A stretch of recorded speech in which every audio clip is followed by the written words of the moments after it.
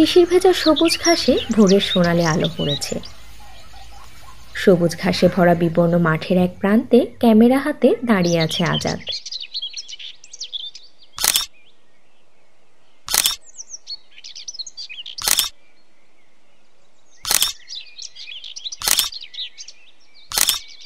শিশির ভেজা সবুজ ঘাসের কয়েকটি ছবি তুলে বাড়ির উদ্দেশ্যে সে হাঁটা ধরল।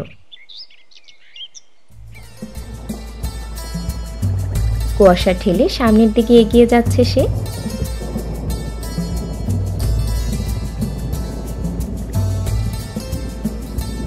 মিনিট পাঁচেকের ভেতর চিরচেনা টিনের ঘরের সামনে সে এসে পৌঁছালো।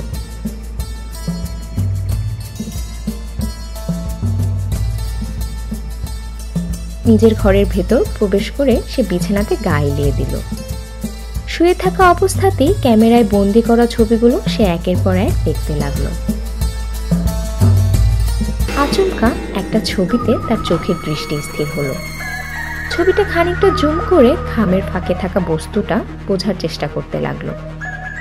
সেকেন্ড দুয়েক পর সে বুঝতে পারলো ঘাসের ফাঁকে থাকা বস্তুটা আসলে কোনো বস্তু নয়, বরং একটি সাপের লেজ। ছবিটি ডিলিট করে ক্যামেরাটা বালিশের এক পাশে রেখে সে শুয়ে পড়ল। গ্রামের মাঠে সাপ থাকা অস্বাভাবিক কিছুই নয়। এ নিয়ে আজাদ আর ভাবল না। শীতের সকালটা সে লেপের নিচেই কাটিয়ে দিল। বিকেলে নিত্যদিনের মতোই আজাদ মাঠে গেল বন্ধুদের সাথে খেলতে।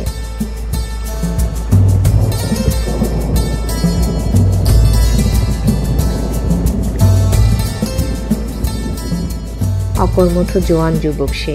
কাজকর্ম তেমনই বললে চলে। যখন তার যা মন চায় সে তাই করে বসে।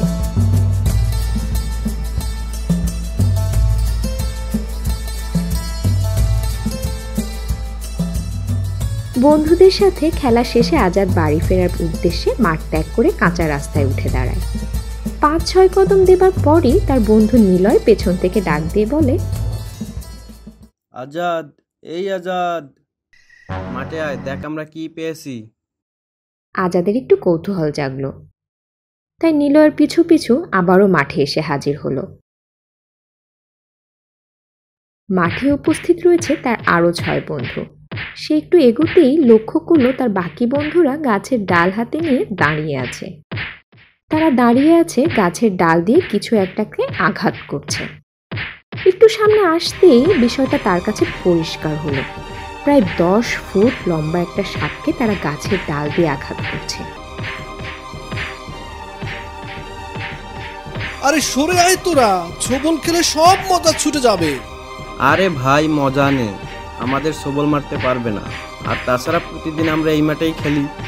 সাপটিকে জীবিত রাখলে পরবর্তীতে এমনও হতে পারে এই সাপের সবল আমরাই খাবো। এর চেয়ে বরং এখনই মেরে ফেলি।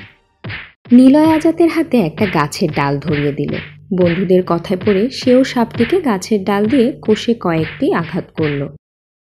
এক সময় তাদের সম্মিলিত আঘাতের প্রভাবে সাপটি মারা গেল।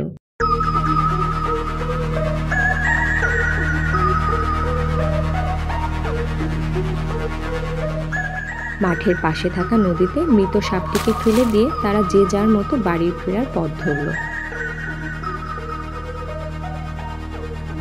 ইতিমধ্যে সূর্য পশ্চিম আকাশে হেলে পড়েছে। কিছুক্ষণের ভেতরেই সন্ধ্যা হয়ে যাবে। চারিদিকে ছেয়ে পড়বে অন্ধকার আর অন্ধকার।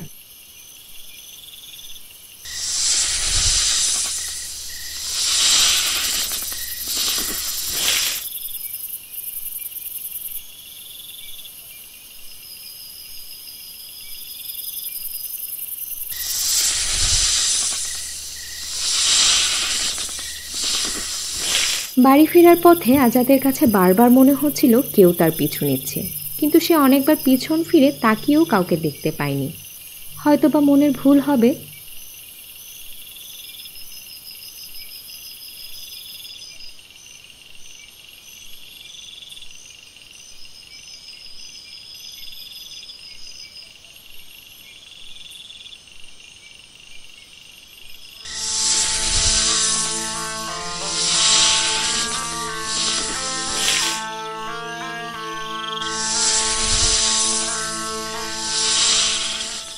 রাত তখন আনুমানিক 3টা বাজে। কনকনে শীত পড়েছে চারিদিকে। শীত থেকে বাঁচতে 3-4টা মোটা জামা এবং গায়ের ওপরে লেপ মুড়ি দিয়ে ঘুমিয়ে আছে আজাদ। আচমকা সে পায়ে ঠান্ডা স্যাঁতস্যাঁতে কিছু অনুভব করলো। কিছুটা তার কাছে সাবান পানির মতো মনে হলেও আবার পরক্ষণে মনে হলো সে বিছানায় মূত্র বিসর্জন করেনি তো। দ্রুত সে লাফিয়ে উঠে বসে। ঘুমের ঘোর কাটতে সেকেন্ড 5 সময় নিল সে। এরপর রুমের বাতি জ্বালিয়ে সে প্রথমে বিছানা, এরপর লেপ এবং সর্বশেষ নিজের পরিধেয় পোশাক দেখে নিল, কিন্তু কোথাও সে পানির বিন্দুমাত্র ছিটে ফোঁটা পেল না। ধ্যাত, বোকার মতো বিনা কারণে শীতে দিয়ে উঠেছি আমি। আচমকা তার কান দুটো খাড়া হয়ে গেল। গায়ের লোমগুলো হালকা দাঁড়াতে শুরু করলো, যেন তার দেহ কোনো বিপদের আভাস পেয়ে সতর্ক হচ্ছে। তার কানে দূর থেকে মৃদু হিসির শব্দ ভেসে আসছে। শব্দের উৎসটা ঠিক কোন দিকে তা সে বুঝে উঠতে পারছে না। মিনিট 2 পর শব্দটা ধীরে ধীরে কমতে লাগলো। দ্রুত পায়ে আজাদ বিছানায় এসে শুয়ে পড়ল। বুকের ভেতরটা তার কাঁপছে, কিন্তু সে কেন ভয় পাচ্ছে সে তা জানে না। কখন সে যে ঘুমিয়ে পড়ল নিজেও টের পায়নি।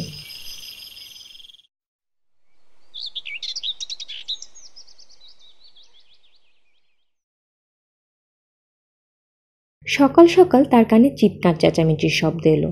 রুম থেকে বেরিয়ে বাইরে এসে সে থমকে দাঁড়ালো। তাদের পাশে বাড়িটা নিলয়ের। সেখানে বেশ বড়সড় একটা ভিড় জমেছে। নিজ মাকে সে সেখানে পেল। তার মায়ের কাছ থেকে সে জানতে পারল তার বন্ধু নিলয় মৃত। কথাটা তার কানে কয়েকবার প্রতিধ্বনিত হল। গত দিনই তো নিলয়ের সাথে একসাথে সে খেলাধুলা করছিল, আর আজ সে শুনছে সে মৃত। কিছুতেই আজাদ বিশ্বাস করতে পারছে না তার বন্ধু মারা গেছে। নিলয়ের বাড়ির ভেতরে প্রবেশ করতেই সে থমকে দাঁড়ালো। নিলয়ের মৃতদেহটা নীল বর্ণ ধারণ করেছে। আশেপাশের মানুষের মুখ নিঃসৃত ভাষা থেকে সে বুঝতে পারল সাপের কামড়ে নিলয়ের মৃত্যু হয়েছে। বেশ কিছুক্ষণ আজাদ স্থির হয়ে দাঁড়িয়ে রইল। ঠিক একটা মূর্তির মতো সে দাঁড়িয়ে আছে। আচমকা বন্ধু হারানোর শোকটা কিছুটা প্রশমিত হলে সে নিলয়ের ঘর থেকে বেরিয়ে পড়ে।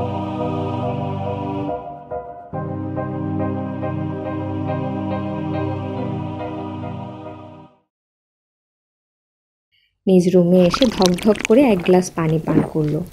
এরপর কয়েকটা দীর্ঘ নিঃশ্বাস ফেলে খাটে এসে বসে পড়ল। এত বিষধর সাপ আমাদের গ্রামে কোথা থেকে এলো? নিলয়ের দেহ দেখে তো বোঝা যাচ্ছিল না অত্যধিক বিষধর কোনো সাপে কামড় দিয়েছে, যার প্রভাবে তার দেহ হালকা নীল বর্ণ ধারণ করেছে। বাংলাদেশে আদৌ কি এত বিষধর সাপ রয়েছে? আমার জানা মতে তো নেই। আচ্ছা, এটা কোনো হত্যা নয় তো? কোনো বিষ প্রয়োগ করে নিলয়কে হত্যা করা হয়নি তো? এ মা, না না, এসব হতে পারে না। নিলয়কে মেরে কারোই বা ফায়দা? ভাবতে ভাবতে আজাদের কানে আবারও সেই শিরশির শব্দটা আসতে লাগলো। কান দুটো ধীরে ধীরে খাড়া হতে লাগলো। সেই সঙ্গে শব্দটাও তীব্র হতে লাগলো। এ যেন কোনো বিপদের আগাম সতর্কতা। দিঘির শান বাঁধানো ঘাটে বসে আছে আজাদ। এক দৃষ্টিতে স্নিগ্ধ জলরাশির দিকে তাকিয়ে আছে সে। পরন্ত বিকেল, মনটা তার ভালো নেই, তাই দিঘির ঘাটে এসে বসল সে। দিঘি থেকে কিছুটা দূরেই মাঠ। গতদিন সেখানেই নিলয়ের সঙ্গে খেলছিল সে। আজ মাঠটা ফাঁকা। তার মতোই নিলয়ের বাকি বন্ধুদেরও মন খারাপ। আজাদের হৃদয় অশ্রু বাষ্পে ভরে গেছে। চোখ দিয়ে অশ্রুপাত না হলেও হৃদয় ঠিকই অশ্রু বাষ্পে ভরা। ভেতরটা তার কেমন ভারী লাগছে, যেন কেউ বুকের ওপর 1000 টন ভারী পাথর রেখে দিয়েছে। শক্ত শিলা পাথর। ধীরে ধীরে সূর্যাস্ত হলো। কনকনে শীতে আর দিঘির পাড়ে বেশিক্ষণ টিকে থাকতে পারল না। বসে থাকা থেকে উঠে দাঁড়ালো। ঠিক তখনই সে দিঘির জলে মৃদু স্রোত দেখতে পেল। দিঘির জলে কিছু একটা সাঁতার কাটছে, বড় সড়ো কিছু, যার প্রমাণ তাকে স্রোতে ঢেউই দিচ্ছে। মিনিট 2 পার হবার পর আজাদের কান দুটো আচমকা খাড়া হয়ে গেল। আবারও সেই হিসির শব্দ তার কানে ভেসে আসছে। দ্রুত সেখান থেকে সে সরতে চাইল, কিন্তু পারল না। হাত পা তার জমে আছে, নড়তে পারছে না সে। মূর্তির ন্যায় দাঁড়িয়ে রইল সে। হাত পায়ে সে স্যাঁতস্যাঁতে কিছু অনুভব করলো। কিছু একটা তাকে পেঁচিয়ে ধরেছে। ধীরে ধীরে প্যাঁচটা শক্ত থেকে শক্ততর হচ্ছে। তার সাপের ফনা তোলার শব্দে বুকটা কেঁপে উঠল। সামনে তাকিয়ে সে দেখে বিশালাকার একটি সাপ ফনা তুলে তার দিকে তাকিয়ে আছে। সাপটি তার লেজ দিয়ে আজাদকে জড়িয়ে ধরে আছে, এক কথায় পেঁচিয়ে। নিজেকে রক্ষা করার জন্য আজাদ চিৎকার দিতে লাগলো, বাঁচাও, বাঁচাও, কেউ আমাকে বাঁচাও। কিন্তু সেই চিৎকার এতই ক্ষীণ ছিল যে তার নিজের কান অবধি পৌঁছতে কষ্ট হলো। এই শব্দের কম্পাঙ্ক অনেক কম। বুকের ভেতরটা তার থরফর করে কাঁপছে। আজ আমার মৃত্যু নিশ্চিত। সাপটি ফনা তুলে আজাদকে ছোবল মারতে নিল। ঠিক তখনই সাপটি থেমে গেল।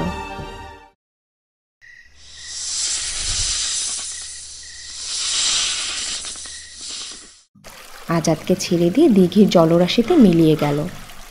আজাদের বুকের ভেতরে যেন ভয়ানক এক কালবৈশাখী ঝড় বয়ে যাচ্ছে। একের পর এক দীর্ঘ নিঃশ্বাস ত্যাগ করছে সে। প্রচণ্ড শীতের ভেতরেও তার পুরো দেহ ঘেমে একাকার হয়ে গেছে। আজাদ, এই আজাদ, আজাদ, এই আজাদ। হুঁশ ফিরে পেল যখন সে অনুভব করে তাকে পেছন থেকে কেউ ডাকছে। শরীর তার থরথর করে কাঁপছে। কোনো মতন পিছনে ফিরে তাকালো সে। হাঁপ ছেড়ে বেঁচে গেল সে। পেছন থেকে তার বন্ধু হৃদয় ডাক দিয়েছে। হৃদয়কে দেখেই হয়তো সাপটি চলে গেছে।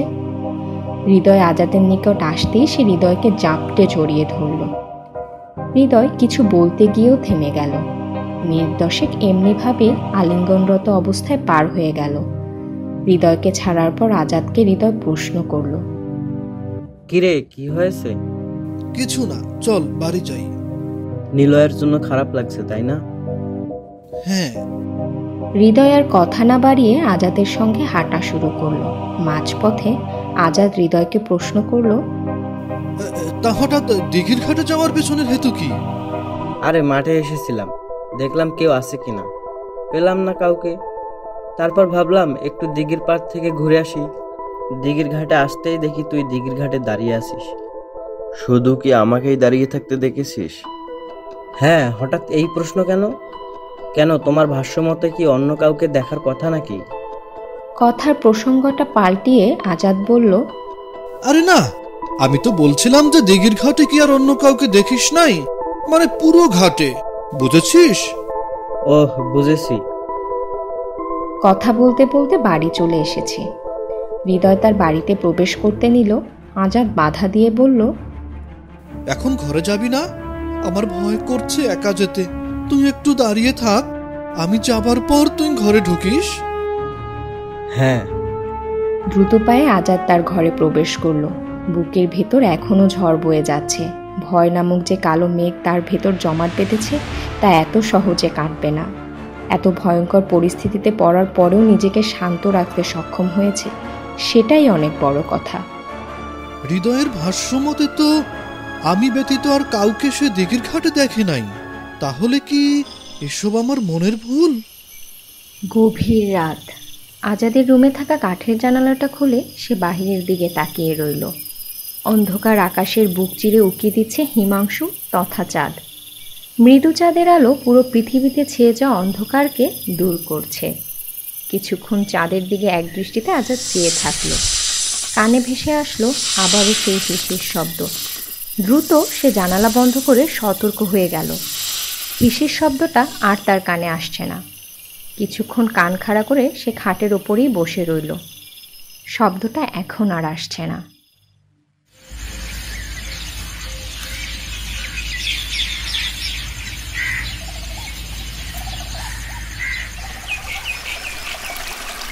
সকাল সকাল পুকুর পাড়ে হাত মুখ ধুয়ে সিঁড়ি দিয়ে ওঠার সময় আজাদ লক্ষ্য করলো পুকুরের পানিতে কিছু একটা মুখ দেখা যাচ্ছে। অস্পষ্ট সেটা, তবে মুহূর্তের মধ্যে বিদ্যুৎ বেগে তার মগজে কেউ এই সংকেত পৌঁছে দিল যে জলে থাকা আবছা মুখমণ্ডল সেই দিঘির পাড়ের সাপটি। দ্রুত সে সিঁড়ি বেয়ে উপরে উঠে এলো। তার মানে গতদিন দিঘির ঘাটে আসলেই বিশাল আকার একটি সাপ আমায় মেরে ফেলতে চেয়েছিল। কিন্তু কেন? এক মিনিট, এই সাপের ছোবলের প্রভাবে নিলয় মারা যায়নি তো? এমন সাপ তো মনে হয় না ইতিহাসের পাতায় রয়েছে। কোথা থেকে আচমকা এত ভয়ানক বিষধর সাপ এসেছে? নানান প্রশ্ন খেলে যাচ্ছে আজাদের মগজে। কোনো প্রশ্নের উত্তরই তার জানা নেই। ভাবনায় ছেদ পড়ল যখন, তখন পেছন ফিরে সাপের ফনা তোলার শব্দ তার কানে এসে পৌঁছালো। খাটের ওপর লাফিয়ে বসে পড়ল আজাদ। পুরো শরীর তার ঘেমে গেছে। একের পর এক দীর্ঘশ্বাস নিচ্ছে সে। কি বাজে স্বপ্ন দেখলাম আমি! টিনের ছোট্ট ফুটো দিয়ে ভোরের আলো রুমে প্রবেশ করছে। খাটের ওপর বসে আজাদ ভাবতে লাগলো, স্বপ্নটা আগাম কোনো বিপদের সংকেত দিচ্ছে। আর বসে থাকলে চলবে না, কিছু একটা তো করতে হবে। এর সুরাহা তো বের করতেই হবে। সাহস করে তো কিছু করতেই হবে। এভাবে আর কত বসে থেকে ভয় পাবো? দিঘির ঘাটে যাব নাকি? কিছুক্ষণ ভাবার পর আজাদ বুঝতে পারল, সবকিছু সেদিন মাঠে সাপটি মারার পর থেকেই হচ্ছে। নিলয় আমাকে সাপটিকে আঘাত করতে উৎসাহ দিয়েছিল। তাহলে কি নিলয়ের এমন কর্মকাণ্ডের শাস্তিস্বরূপ দিঘির ঘাটে দেখা ভয়ানক সেই সাপটি কামড় দেয়? সেদিন মাঠে আমরা বন্ধুরা মিলে যে সাপটিকে মেরেছি, সেই সাপটির সঙ্গে কোনো না কোনো যোগসূত্র তো রয়েছেই। আমাকে বের করতে হবে, না হলে এমনও হতে পারে আমার বাকি বন্ধুদেরও সাপটি তার বিষ দিয়ে মেরে ফেলবে। সকাল সকাল ভয়ে আজাদ আর পুকুর পাড়ে না গিয়ে ঘরে থাকা পানি দিয়েই কোনো রকম হাত মুখ ধুয়ে নেয়। সারাদিন তার নানা রকম দ্বিধাদ্বন্দ্বে অতিবাহিত হয়। বিকেলে একবার সাহস জুগিয়ে সে প্রথমে মাঠে আসে। সেদিন যে স্থানে সাপটিকে আঘাত করে তারা হত্যা করেছিল, সেখানে আসলো সে। পরিবেশটা এখন বেশ শান্ত। কিছুক্ষণ পরপর মৃদু শীতল হাওয়া বয়ে যাচ্ছে। শীতল বাতাস তাকে বলে দিচ্ছে রাতে শীতের পরিমাণটা কেমন হবে। তারপর আজাদ গেল মাঠের পাশে থাকা নদীর কাছে, কারণ সেই নদীতে ওই সাপের মৃতদেহটা ফেলে দিয়েছিল। তবে এখন সে সঠিকভাবে বলতে পারছে না নিলয় সাপটিকে কোথায় ফেলে দিয়েছিল।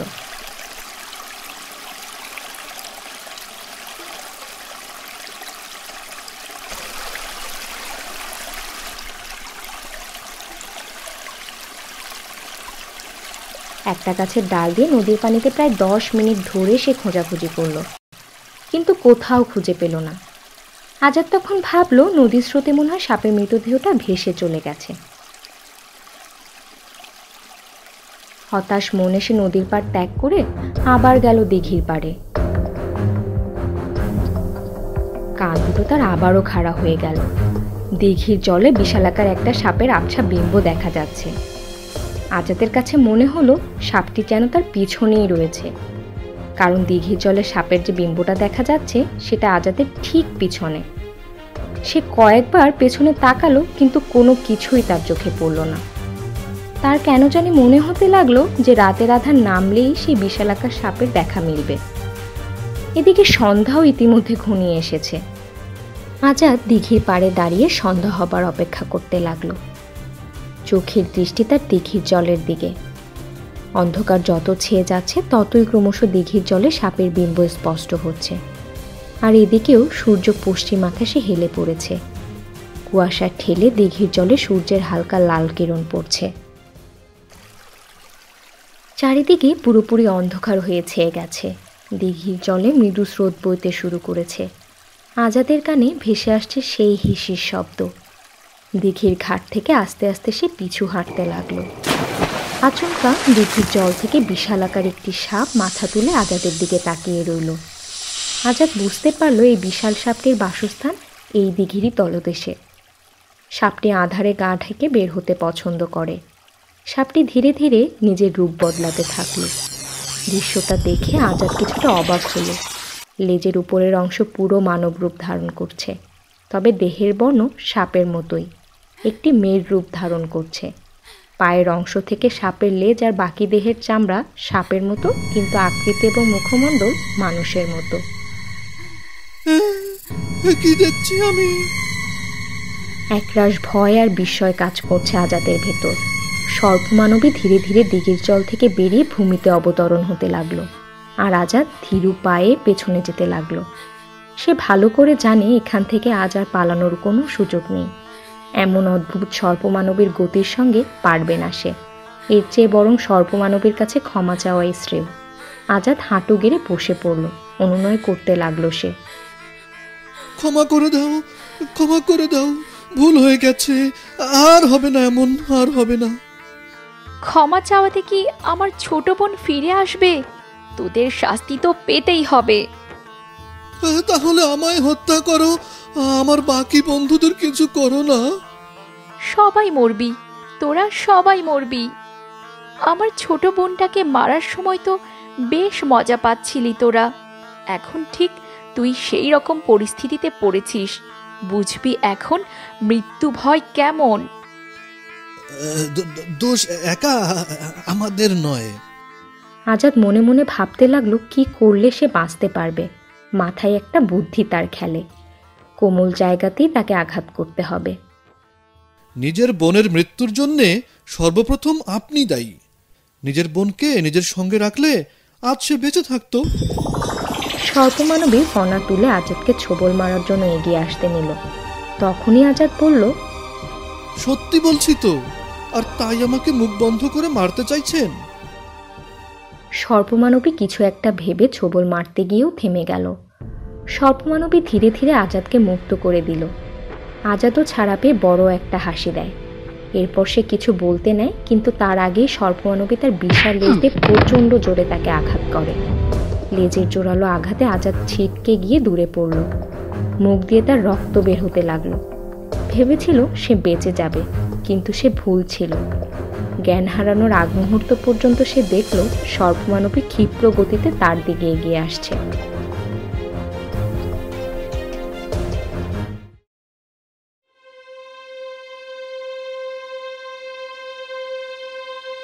জ্ঞান ফিরতেই আজাদ আশেপাশে তাকিয়ে দেখল সে হাসপাতালে। সে খুব অবাক হলো তাকে এখানে কে নিয়ে এসেছে। প্রথমে তার মাথায় এই প্রশ্ন জাগে, হাসপাতালে তাকে কে নিয়ে এসেছে। মিনিট দুয়েক পর পুরোপুরি হুঁশ ফেরার পর সে অবাক হয় এই ভেবে যে সর্পমানবী তাকে ছেড়ে দিয়েছে। তার মানে সর্পমানবী রাতে আমাকে হত্যা করেনি, ছেড়ে দিয়েছে আমায়। হাসপাতাল থেকে ফিরছি একদিন হলো। একদিনের ভেতর কোনো অস্বাভাবিক কিছুই ঘটেনি। এদিকে আমিও কিছুটা সুস্থ হয়ে উঠেছি। এখনো সেদিন সন্ধ্যায় আমার সাথে কি হয়েছিল আমি জানতে পারিনি। মাকে এই ব্যাপারে এখনো আমি জিজ্ঞাসা করিনি, আর মাও আগ্রহ দেখিয়ে আমাকে কিছুই বলেননি। আজ কিছুটা সুস্থ বোধ করছি। দুদিন ধরে বিছানায় পড়েছিলাম, এখন কিছুটা হাঁটতে সক্ষম হয়েছি। তবে অদ্ভুত বিষয় হলো, এখন অবধি সেই সর্পমানবী আমার ওপর আক্রমণ কিংবা জ্বালাতন করেনি। তাছাড়া এখন অবধি আমার কোনো বন্ধুর ওপর আক্রমণের দুঃসংবাদও পাইনি। বন্ধুরা তো রোজ নিয়ম মাফিক দুবেলা এসে আমায় দেখে যায়, সকালে আর সন্ধ্যায়। আজ আমি পুরোপুরি সুস্থ, আগের মতো তারুণ্য ভাব ফিরে পেয়েছি। যাই, মাকে গিয়ে জিজ্ঞেস করি যে সেদিন আমার সাথে কি ঘটেছিল। মা, সেদিন সন্ধ্যায় আমার সাথে আসলে কি ঘটেছিল? তোর চিৎকারের শব্দ পেয়ে এক কৃষক শব্দের উৎস অনুসরণ করে আমার নিকট আসেন। এরপর তার চিৎকার চেঁচামেচিতেই আরও লোক জড়ো হয়। নিয়ে যাওয়া হয় তোকে হাসপাতালে। এরপর আমাকে জানানো হয়। ও আচ্ছা, এবার বল তো, তোর সাথে কি হয়েছিল? এভাবে মাথা আর বুকে চোট পেলি কি করে? আসলে মা, সেদিন কি হয়েছিল আমার মনে পড়ছে না, তাই তো তোমাকে জিজ্ঞেস করা। ঠিক আছে, ঘর থেকে আর বের হতে হবে না। সে তখন কিছু না বলে নিজের রুমে চলে আসলো। বিকেলের দিকে ঘর থেকে বের হবার ইচ্ছে পোষণ করলেও মা বের হতে দেননি। ঘরবন্দি হয়ে থাকতে হলো পুরো একটি সপ্তাহ। আজ বের হবার অনুমতি পেল, মাঠে গিয়ে বন্ধুদেরও দেখতে পেল। সবকিছু এখন প্রায় আগের মতোই। নিলয়কে এখন সবাই ধীরে ধীরে ভুলে যাচ্ছে। হালকা পাতলা আড্ডা দেবার পর যে যার মতো বাড়ির দিকে চলে গেল। শুধু আজাদই রয়ে গেল। সন্ধ্যা হবার অপেক্ষা করছে সে। কিছুক্ষণের ভেতর সন্ধ্যা হয়ে গেল। অনেকক্ষণ ধরে দিঘির ঘাটে অপেক্ষা করছে, কিন্তু সর্বমানবীর বিম্ব আজ দিঘির জলে দেখতে পেল না। প্রায় আধ ঘন্টা অপেক্ষা করে ত্যক্ত হয়ে বাড়ি ফিরে আসলো।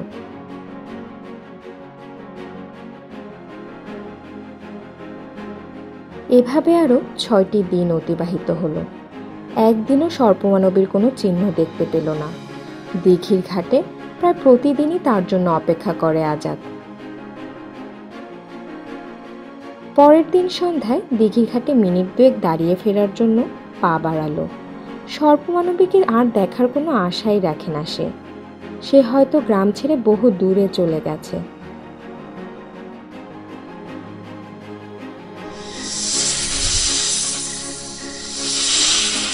আচমকা আজাদের কান দুটো খাড়া হয়ে গেল। কানে ভেসে আসছে সেই হিসের শব্দ। একটা দমকা শীতল হাওয়া বয়ে গেল। প্রতিদিন আমার জন্যে অপেক্ষা করার কারণ কি? আশেপাশে কাউকেই দেখতে পেল না। মনের ভুল ভেবে আবারও হাঁটা ধরল সে।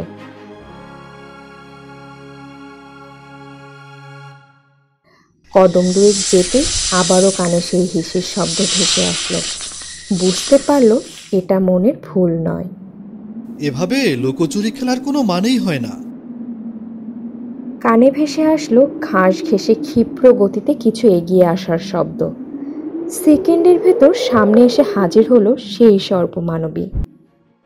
প্রতিদিন আমার জন্যে অপেক্ষা করার কারণ কি?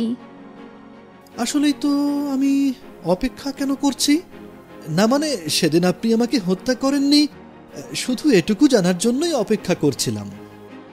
তুমি সেদিন যা বলেছিলে সত্য ছিল। দোষ আমারও রয়েছে। আমার দোষটাই বেশি। তা তা এতদিন আপনি আসেন নাই কেন? তুমি আমাকে দেখে তো আর ভয় পাবে না, সুতরাং তোমার সামনে যাওয়ার অর্থ নিজের অপমান। আমাকে দেখে তো তুমি ভয়ই পাবে না, তাই সামনে আসি নাই। তা তা আজ কেনই বা এসেছেন? উফ, এত প্রশ্ন, উত্তর দিতে আমি বাধ্য নই। আচ্ছা, আপনি কি জন্ম থেকে সর্পমানবী? হ্যাঁ। আপনার মতো কি আরো সর্পমানবী রয়েছে? শুধু সর্পমানবী নয়, সর্পমানবও রয়েছে হাজার হাজার। আপনারা এত মানবী এই দিঘির তলদেশে কি করে থাকেন? দুঃখিত, কে বলেছে দিঘির জলে থাকি আমরা? এই তো দিঘির জল থেকেই আপনি উঠে এলেন, তার মানে সেখানে আরো রয়েছে। ভুল ধারণা, আমাদের আলাদা জগৎ রয়েছে, আমরা সেখানে থাকি। ওয়াও, সেই জগৎটা কেমন? আমাকে কি একটু দেখাতে পারবেন? ভয় করে না আমাকে দেখে? মানে ভয় করছে না তো এখন? দুঃখিত, তোমার ইচ্ছে আমি পূরণ করতে পারবো না, কারণ সর্পলোকে আমার প্রবেশ নিষেধ। কথাটা বলে সর্পমানবী সেখান থেকে যেতে নিল। আজাদ দৌড়ে পেছন পেছন যেতে যেতে বলল, প্রবেশ নিষেধ কেন? সর্পমানবী এবার রেগে গেল। সর্পমানবীর রূপ থেকে পুরো সাপের রূপ নিয়ে ফনা তুলে আজাদের মুখোমুখি হলো। আজাদ কিছুটা ঘাবড়ে গিয়ে বলল, দেখুন, রাগ করবেন না, আমার শুধু একটু জানার আগ্রহ জেগেছে, না বলতে চাইলে নেই। বেশ বিরক্তিকর লোক তো তুমি।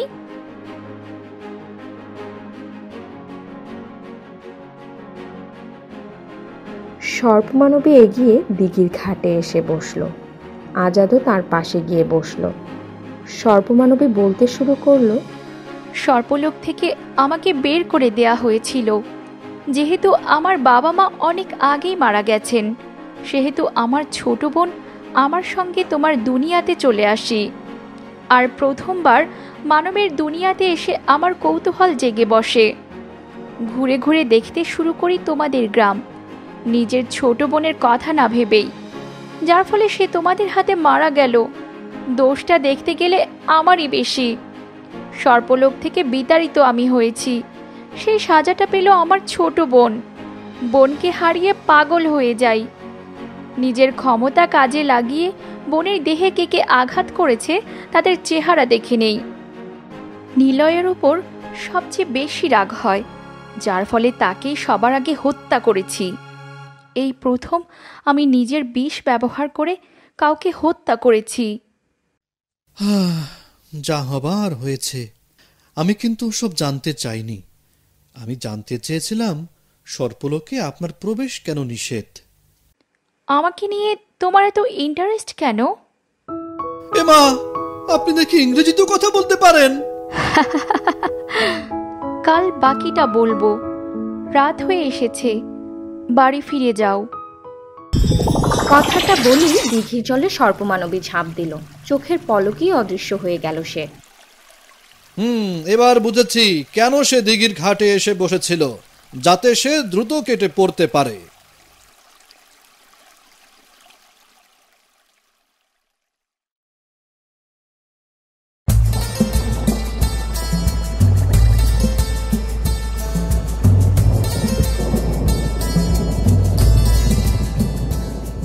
পরের দিন বিকেল ধরে দিঘির ঘাটে বসে অপেক্ষার প্রহর গুনছিল। সন্ধ্যা হয়েছে মাত্র, হিসির শব্দ এখনো কানে আসেনি। আদৌ কি আসবে চিন্তা করছে আজাদ। এমন সময় আচমকা কাঁধে শীতল হাতের স্পর্শে ভয় পেয়ে ধপাস করে দিঘির জলে পড়ে গেল। বরফ ঠান্ডা জলে পড়ে চিৎকার দিতে লাগলো আজাদ। সর্পরানী লেজ দিয়ে পেঁচিয়ে টেনে আজাদকে জল থেকে তুলল। ঠান্ডায় আজাদ কাঁপতে লাগলো, দাঁতের সাথে দাঁত লেগে যেতে শুরু করলো তার। ও মা গো, মরে যাব। সর্পমানবী তার লেজ দিয়ে আজাদের পুরো শরীর পেঁচিয়ে ধরল।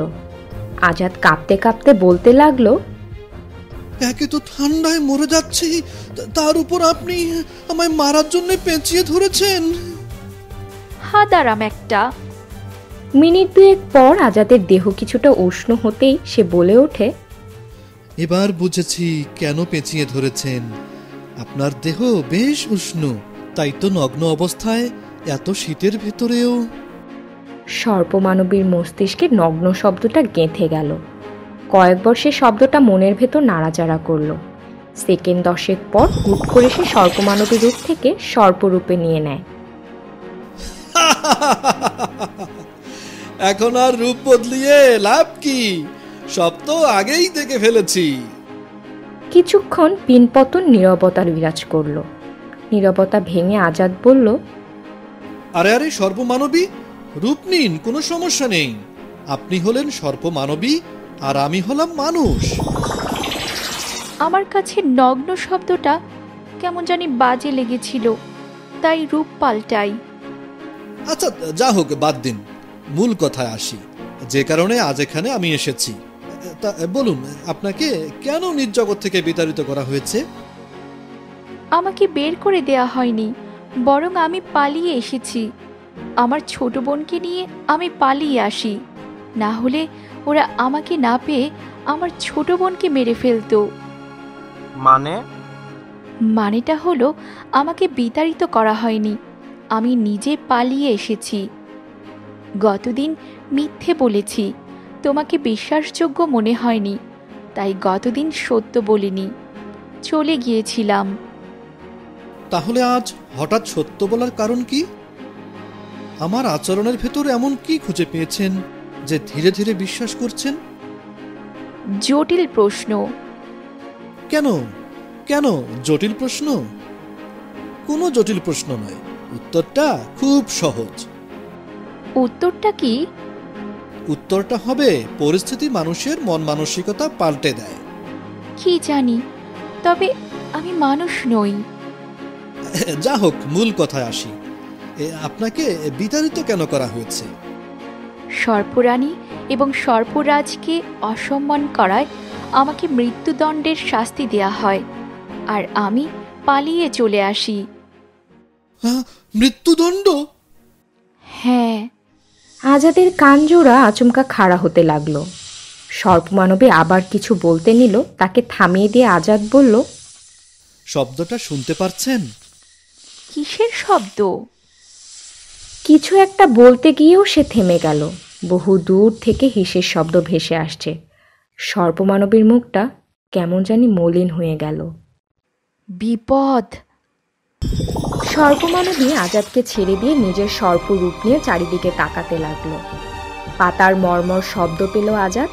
মর্মর শব্দটা থামতেই মনে হলো বাতাস ছিঁড়ে ক্ষিপ্র গতিতে কিছু একটা উড়ে আসছে।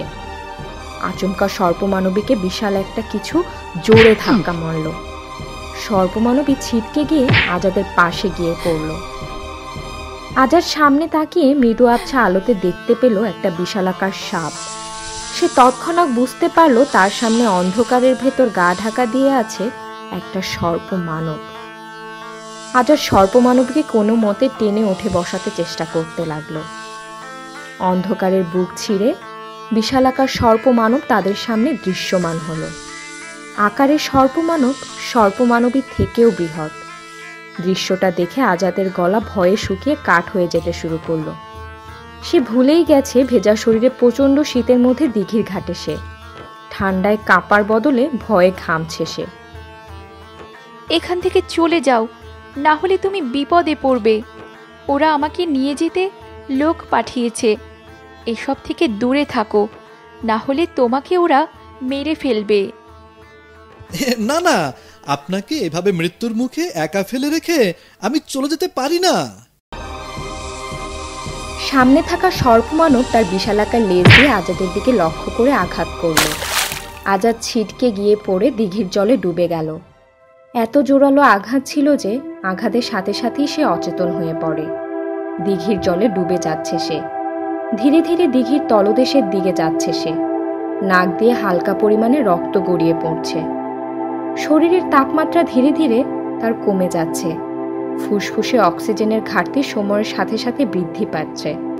ধীরে ধীরে মৃত্যুর কোলে ঢলে পড়ছে আজাদ। সর্পমানবী তার লেজ দিয়ে সর্পমানবের দিকে কয়েকটা আঘাত করল। সর্পমানব কিছুটা দুর্বল হতেই সুযোগ পেয়ে সর্পমানবী দিঘির জলে ঝাঁপ দিল। ক্ষিপ্র গতিতে দিঘির তলদেশে এসে চলে গেল।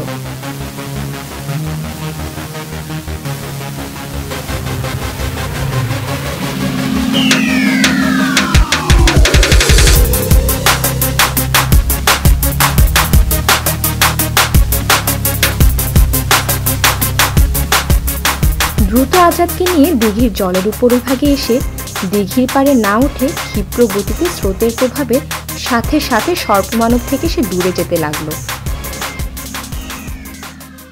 সর্পমানব আর তাদের পিছু করতে সক্ষম হয়নি। সর্পলোকের এক কোণে আজাদের হিমশীতল ঠান্ডা দেহের পাশে বসে আছে সর্পমানবী। কিছু লতাপাতা আজাদের শরীরের উপরে সে দিয়ে রেখেছে, যাতে দেহটা কিছুটা হলেও উষ্ণ হয়। সর্পমানবী আজাদের বুকে হাত দিয়ে অনুভব করলো মৃদু হৃদস্পন্দন। পেটের পানি কিছুক্ষণ আগে সে চাপ দিয়ে বের করেছিল। প্রথমত সে ভেবেছিল আজাদ মারা গেছে। কিছুক্ষণ পর আজাদের জ্ঞান ফিরতেই সে উঠে বসার চেষ্টা করতে লাগলো। সে পায়ে তীক্ষ্ণ ব্যথা অনুভব করতে লাগে। সে অনুভব করতে লাগে তার পায়ের সাথে সে নিয়ন্ত্রণ করে রাখতে পারছে না। পেশিগুলো সে নাড়াতে পারছে, কিন্তু পেশি দিয়ে হাড় নাড়াতে পারছে না। তার কাছে মনে হতে লাগলো মাংসের দলার ভেতর একটা কাঠের টুকরো পড়ে আছে, যা সে কোনোভাবেই নিয়ন্ত্রণ করতে পারবে না। অনেক চেষ্টা করে সে শুধু পায়ের গিরা অবধি নাড়াতে সক্ষম হলো। আমার পা নাড়াতে পারছি না কেন? দুই পা পায়ের গিরা অবধি গুঁড়ো গুঁড়ো হয়ে গেছে। সর্পমানবের লেজ দিয়ে যে আঘাত করেছিল সেটা সোজা তোমার পায়ে লেগেছিল। পুরো দেহ তোমার উল্টো হয়ে যায়। মাথার অংশ ভূমির দিকে আর পায়ের অংশ আকাশের দিকে হয়ে তুমি পানিতে পড়ো। সেই সঙ্গে সঙ্গে জ্ঞান হারিয়ে ফেলো, যার কারণে তোমার কিছুই মনে নেই। হাতের ওপর ভর করে কিছুটা এগুতে চাইল আজাদ। সর্পমানবী বাধা দিয়ে বলল, নড়াচড়া করবে না। পায়ে কিছু ওষুধই দিয়েছি, যাতে ব্যথা অনুভব না করো। আপাতত বিশ্রাম নাও। আজাদ পায়ের দিকে তাকিয়ে দেখল সবুজ এবং হলুদ বর্ণের প্রলেপ তার পায়ে দেয়া। পায়ের দিকে তাকাতে গিয়ে সে লক্ষ্য করলো তার পুরো দেহে কোনো বস্ত্র নেই, পুরো নগ্ন অবস্থায় সে। আমার জামা কাপড় কোথায়? সঠিক মনে নেই, কোথায় জানি ফেলেছিলাম। ফেলেছিলাম মানে? উফ, তোমাকে যখন দিঘির জল থেকে তুলে স্রোতের সঙ্গে আমি এগিয়ে যাচ্ছিলাম, তখন আমি তোমার দেহে থাকা ভেজা কাপড় খুলে ফেলে দেই। আমি নির্দিষ্ট করে কি করে বলবো তোমার জামা কাপড় বর্তমানে কোথায়? খুব দামি ছিল নাকি? দাম নিয়ে কথা নয়, কথা হলো আমি উলঙ্গ, তাও আবার একটি মেয়ের সামনে। লজ্জার মাত্রাটা বুঝবেন না আপনি, দয়া করে এদিকে তাকাবেন না। মিনিট দুয়েক পর সর্পমানবী উঠে দাঁড়ালো। আজাদ সর্পমানবীর লেজের স্থানে পা দেখে অবাক হলো। আপনার পা আসলো কোথা থেকে? আমার পা চুরি করলেন নাকি? বিপদের সময়ও মজা করা বাদ দিবে না, এটা আমার নিজস্ব পা। কিন্তু আগে কখনো তো দেখি নাই। কারণ আগে আমার অতটা ক্ষমতা ছিল না, যার ফলে এই রূপ নিতে পারিনি। পৃথিবীতে আমরা সর্পমানব এবং মানবীরা কিছুটা দুর্বল হই। কথাটা বলেই সর্পমানবী ঘুরে একটা গাছের দিকে হেঁটে যেতে লাগলো। আজাদ মনে মনে সর্পমানবীর বলা কথাটা ভাবতে লাগলো। সর্পমানবী বলল পৃথিবীতে তারা নাকি কিছুটা দুর্বল, তাহলে এখন এই রূপ নিল কিভাবে? এর মানে কি আমরা বর্তমানে পৃথিবীতে নই? এই যে সর্পমানবী, এই যে সর্পমানবী!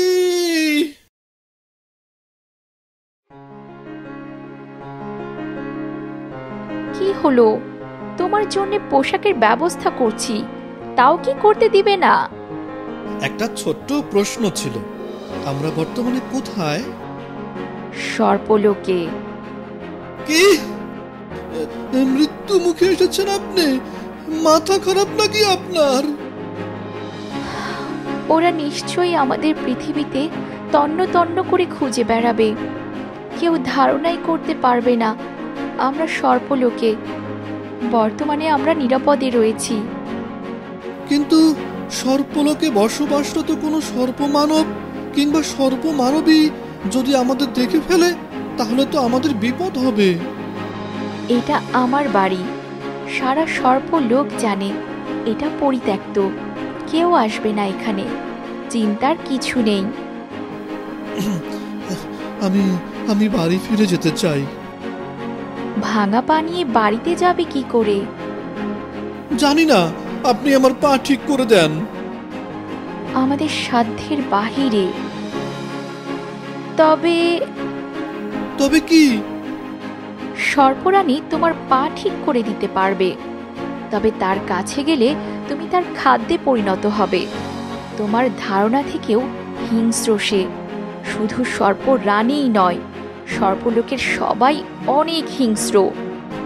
কিন্তু আপনি তো এতটা হিংস্র নন। সর্পমানবী কিছু না বলে গাছের পেছনে চলে গেল।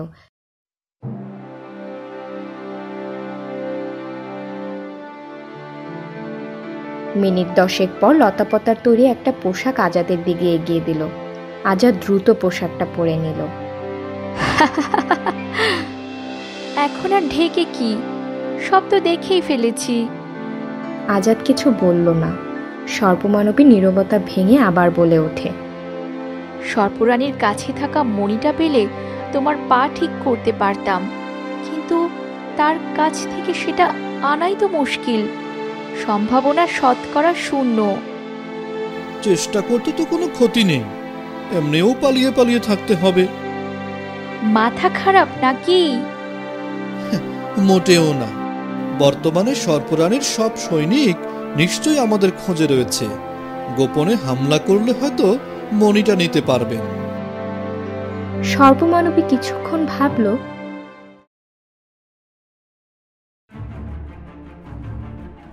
অতীতের স্মৃতিগুলো ভেবে কান্না করছে আজাদ। টানা 3 বছর ধরে দিঘির ঘাটে সর্পমানবীর আগমনের অপেক্ষা করছে সে। টানা 3 বছর ধরে অপেক্ষা করতে করতে ক্লান্ত সে। কোনো আশাই সে দেখছে না। সর্পমানবীকে ফিরে পাবার সম্ভাবনা এখন প্রায় শূন্যে পৌঁছেছে। তবুও সর্পমানবীর অপেক্ষা করছে আজাদ। সবেমাত্র সন্ধ্যা হয়েছে, অন্ধকার চারিদিকে এখন পুরোপুরি ছেয়ে যায়নি। একরাশ নিরাশ মন নিয়ে ফেরার পথে আজাদ পা এগুলো।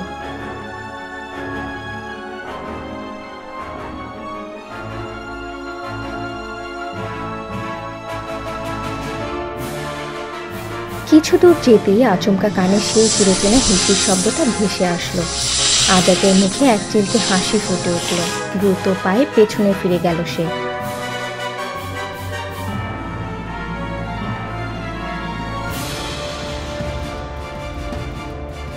অন্ধকারে দাঁড়িয়ে রয়েছে সর্পমানবী। অশ্রু ভেজা চোখে সর্পমানবীর সামনে দাঁড়িয়ে আছে আজাদ। আপনি আপনি মোটেও কোমল হৃদয়ের নন। একটু দুর্ব্যবহার করেছি বলে 3 বছর অপেক্ষা করালেন। সর্পমানবী কিছু বলল না। তা যা হোক, এবার বিবাহ করিবেন আমায়? পৃথিবীতে তো এখন আপনি মানব রূপ নিতে সক্ষম। সর্পমানবী কিছু বলল না। তোর পা কিন্তু ভেঙে দিব। সর্পরানীকে মারার সাহস কারও নেই। হয়েছে রানী সাহেবা, তা বিয়ে করবেন কবে আমায়? বললে এখনই? কখনো ভাবতে পেরেছিলে তুমি এই সর্পলোকের রানী হবে? সব অবদান তোমারই।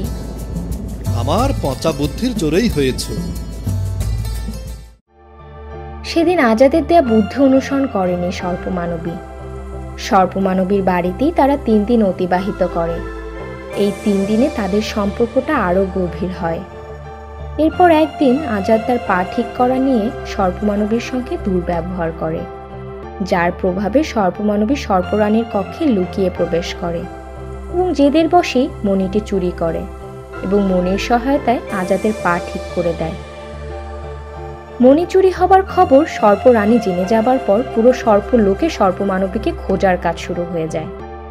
সর্পমানবী নিজেকে এবং আজাদকে রক্ষা করতে মণিটি পরিধান করে, যার ব্যবহারে সর্পমানবী সর্পলোকের সর্বাধিক শক্তিশালী সর্পমানবীতে পরিণত হয়। সর্পরানী এবং রাজাকে হত্যার মাধ্যমে সর্পলোকের রানী হয়ে সে। মণি পরিধানের পর সর্পমানবীর হিংসা দেখে আজাদ খুব রেগে যায়। রাগের বশে সর্পমানবীকে সে চর মেরে বসে। সর্পরানী এবং রাজাকে হত্যার পর সর্পমানবী আজাদকে পৃথিবীতে দিয়ে আসে। আজাদ তখন সর্পমানবীকে ভালোবাসে কথাটি বলেছিল, কিন্তু কোনো কাজ হয়নি। পৃথিবীতে আজাদ ফিরে এসে দেখে পৃথিবীতে প্রায় 45 বছর অতিবাহিত হয়ে গেছে। খোঁজ নিয়ে জানতে পারে তার বাবা মাও কেউ বেঁচে নেই। সর্পলোকে 3 দিন পৃথিবীর 45 বছরের সমান। তাহলে পৃথিবীতে 3 বছর সর্পলোকে কত দিনের সমান? দিন না ঘন্টা, মাত্র 8 ঘন্টা। সর্পলোকের থমথমে পরিবেশটা শান্ত করেই তোমার কাছে ফিরে যাই। তবু অমন করে বলো তুমি। বর্তমানে তো আমি তোমার সঙ্গে সর্পলোকে 3 দিন পার করেছি। পৃথিবীতে আরো 45 বছর অতিবাহিত হয়েছে তাহলে। হ্যাঁ, ঠিকই বলেছ। পৃথিবীতে আরো 45 বছর পার হয়ে গেছে। এই ছোট গল্পটি এখানেই শেষ করলাম। কিছু গল্প সুন্দরভাবেই সমাপ্তি করাই ভালো। আমাদের গল্পটি যদি ভালো লাগে, আপনারা যদি আমাদের সাপোর্ট করেন, ভালোবেসে পাশে থাকেন, তাহলে আরও সুন্দর সুন্দর গল্প উপহার দিব আপনাদের। ভালো থাকবেন, ভালো রাখবেন। দেখা হবে পরের ভিডিওতে। আল্লাহ হাফেজ।